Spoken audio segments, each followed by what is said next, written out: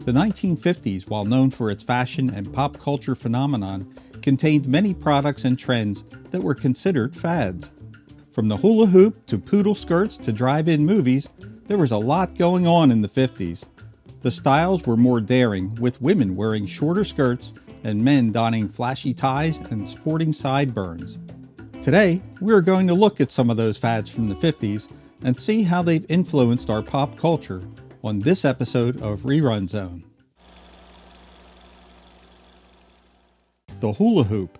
The 1950s were a decade of big hair, fashionable dresses, and fad products. One example of this is the hula hoop. Joan Anderson brought back a bamboo workout hoop from Australia in 1957, and at a dinner party, she came up with the phrase hula hoop. Her husband showed it to a business acquaintance, Arthur Mellon, who was one of the founders of the Wham-O toy company, and they agreed on a gentleman's handshake to split any earnings. Mellon instead took the idea to his partner, and they started marketing the product as their own invention. It ended up becoming the most popular toy craze in modern history. In 4 months, 25 million were sold, and in 2 years, sales had surpassed 100 million. Hula Hoop Mania earned Wham-O an estimated $45 million, the equivalent of over $400 million today. Mellon maintained until his death that he was indeed the inventor of the hula hoop. The FRISBEE. Another product that became super popular after being acquired by toy company Wham-O was the FRISBEE. Originally marketed as flying saucers in 1947 by inventor Walter Fred Morrison, the discs were being sold at beaches, parks, and fairs without much fanfare. Inventor Morrison and his business partner, Warren Francione, used popular comic characters from the newspaper comic strip Lil Abner to try and sell more discs, but they were sued by the comics creator. In 1957, Wham-O acquired the rights to the flying discs, changed the name to FRISBEE, and they became another huge hit for the company. Poodle skirts. While mini skirts weren't invented until the 1960s, the poodle skirt was extremely popular in the 1950s. Although created in 1947 in the US, they didn't become popular until they were widely featured in magazines and ads, and then movie stars began wearing them.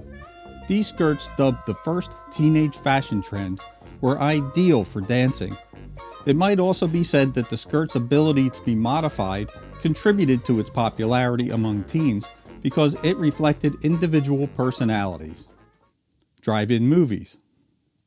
Richard Hollingshead introduced the first patented drive-in movie on June 6, 1933 in Camden, New Jersey, at a cost of 25 cents per car. Hollingshead designed it as a solution for people unable to sit comfortably in a small movie theater seat. He promoted the drive-in theater as a location where the whole family is welcome, regardless of how noisy the children are. Drive-ins became extremely popular among the baby boomer generation in the 1950s and 60s. There were approximately 4,000 drive-ins in the United States, with the majority located in rural areas. It became a better financial option for owners to sell their land to developers for malls or multi-building complexes.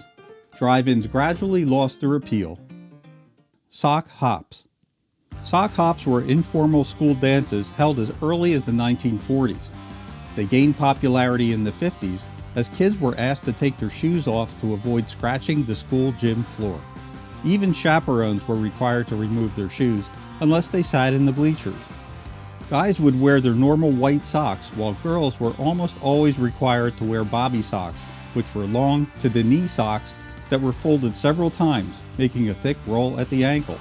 Shoes were removed at the door, and after the dance, it was always a mad stampede to find your shoes in a pile of white bucks, which were also popular at the time. A typical sock hop would feature music by Elvis Presley, Little Richard, Chuck Berry, Bill Haley and the Comets, Carl Perkins, and Fats Domino. Letterman or varsity jackets. Becoming a popular fashion trend in the 1950s, varsity or Letterman jackets and sweaters swept the nation. James Dean, Ricky Nelson, and Elvis Presley all wore them in the movies. A person's name was sometimes embroidered on the right breast with a giant letter on the left side. If you wore one of these jackets in the 50s, you were probably a top athlete. It was a preppy style that was very popular at the time. It was also a prized possession for the girlfriend of an athlete to be given a jacket to wear. Soda fountains. Soda fountains in drugstores would sell fountain sodas, egg creams, ice cream sodas, milkshakes, chocolate malteds, ice cream, and occasionally a limited assortment of snacks and light meals. A server known as a soda jerk would work behind the counter. Some with their own storefronts included a wider menu with sandwiches, burgers, and other diner-style offerings. Several soda fountain decor elements were popularized.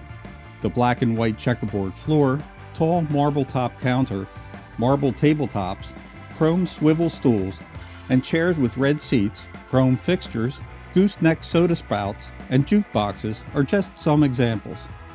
After school and on weekends, kids and teens would congregate in their neighborhood soda shop. It was a great place for mingling and listening to the latest rock and roll on the jukebox. They were also a very popular date spot. Saddle shoes. Reaching the height of popularity in the 1950s, saddle shoes actually debuted in the 1920s, adopting the style of golfer's shoes of the early 20th century. They were originally styled as a men's shoe, but women found them more appealing. They started off as plain black and white, and then progressed to tan and white and blue and white. By the 1950s, they were the #1 shoe worn by teenage girls. The trend in the 40s was to wear them scuffed up and dirty, but the 50s trend was to keep them as clean and polished as possible. They were the perfect accessory to poodle skirts and looked great when coupled with bobby socks. With their rubber sole, saddle shoes were also great for playing sports like tennis, golf, and cheerleading as they were slip resistant. In fact, they were a part of girls' cheerleading outfits until the 1980s.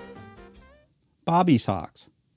Bobby socks began as a rebellious craze in Britain, but quickly became the preferred teen fashion of the 1950s, where it peaked in popularity. Girls would make their own bobby socks by folding a white calf sock down into a thick cuff. They were popularized by teens attending sock hops, as they would have to remove their shoes in order to attend a dance. Girls who wore these anklets were called bobby socksers, and the trend then swept throughout high schools in the US. The socks were originally advertised as college and high school campus fashion, and were usually worn with saddle shoes or penny loafers. Cat eye glasses. Cat eye glasses first gained popularity in the 1950s with their feline-inspired design. In complete contrast to past fashion frames, cat eye glasses ushered in a new era of stylish elegance for ladies. The glasses were designed to be worn only with prescription lenses, but famous actress Audrey Hepburn started the fad for cat eye sunglasses after her part in the 1961 classic film Breakfast at Tiffany's. The original cat eye glasses that were popular in the 50s had an exaggerated design and small lenses that were upturned towards the outside of the face. I hope you enjoyed this trip down memory lane into the fads of the past. What were your favorite fads of the 50s? Tell us in the comments below. If you liked this video, consider subscribing and sharing it with a friend. This is Rich from Rerun Zone, and I'll see you again in the next video. Until then, goodbye for now.